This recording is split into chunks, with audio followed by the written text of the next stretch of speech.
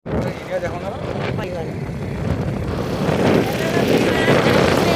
चाहिँ आज बोकासम्म जाँदैछौँ यता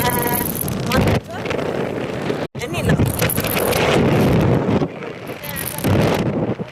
जाँदैछौँ भोलि पूजाको लागि यताभित्र यो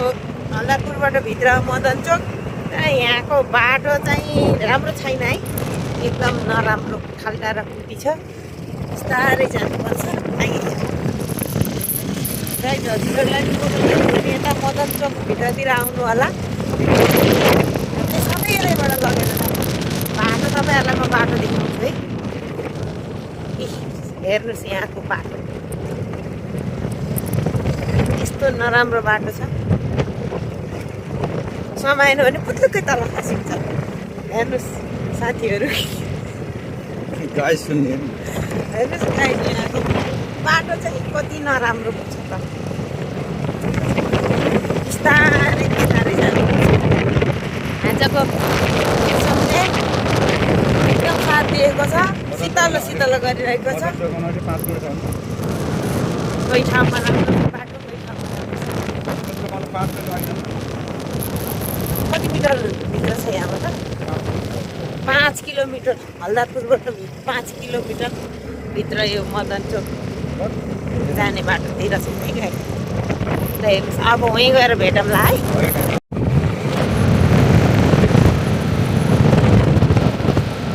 साथीहरू हामी अब आइपुग्न लागिसक्यौँ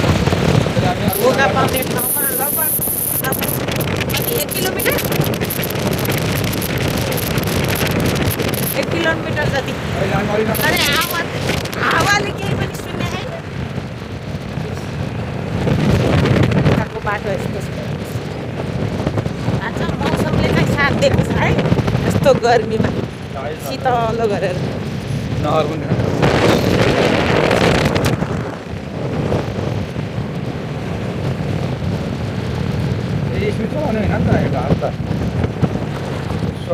बाटो राम्रो नै कि यतातिरको बेलनपुर आयौँ हामी अब हामी बोका लानु आइपुग्यौँ यहाँबाट थोरै अलिकति धेरै छैन आइसक्यो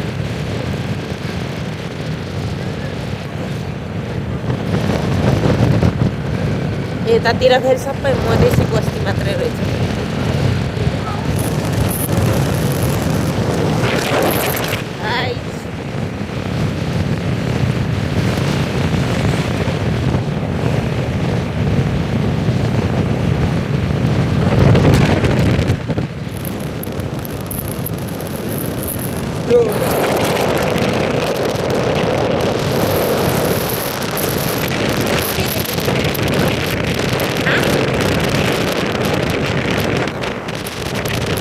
भनेको बुझेन मैले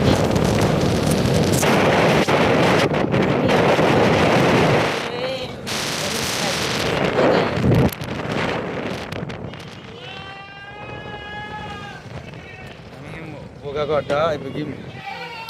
यही हो बोका पाउने ठाउँ घर यही हो हेर्नुहोस् गाईहरू 2 मिनट पछि रहेछ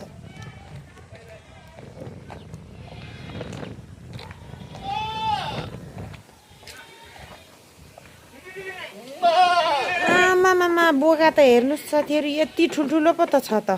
यत्रो ठुलो मासु खाएर सकिएला त साथीहरू होइन बोका खै त होइन बोका त खसियो यो बोका हो कि खसी हो हेर्नु त सबै खसी हो तपाईँहरूलाई खसी चाहिन्छ भने खसी पनि लान सक्नुहुन्छ यहाँ आउनुहोस् एकदम मिलाएर पाइन्छ यहाँ ल बोका खोइ त अनि फोन हान्नु न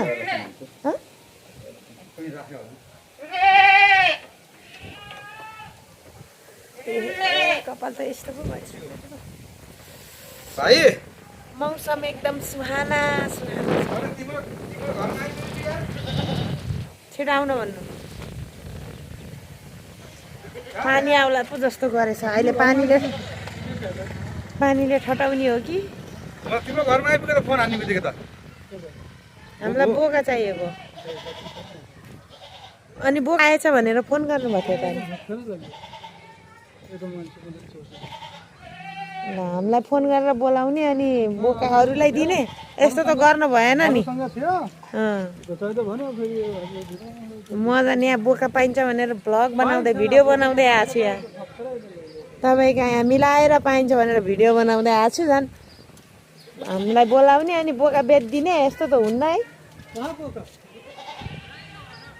अनि हामीलाई बोलाउने अनि बोका बेचेर हुन्छ त हामी यतै आउँदै थियौँ मेरो मोबाइल छुटेको थियो त्यहाँपछि बाबा त्यहाँपछि राकेश अङ्कलको खसी के कति राम्रो राम्रो रहेछ ल हेर्नु साथीहरू यहाँ खसी कति धेरै छ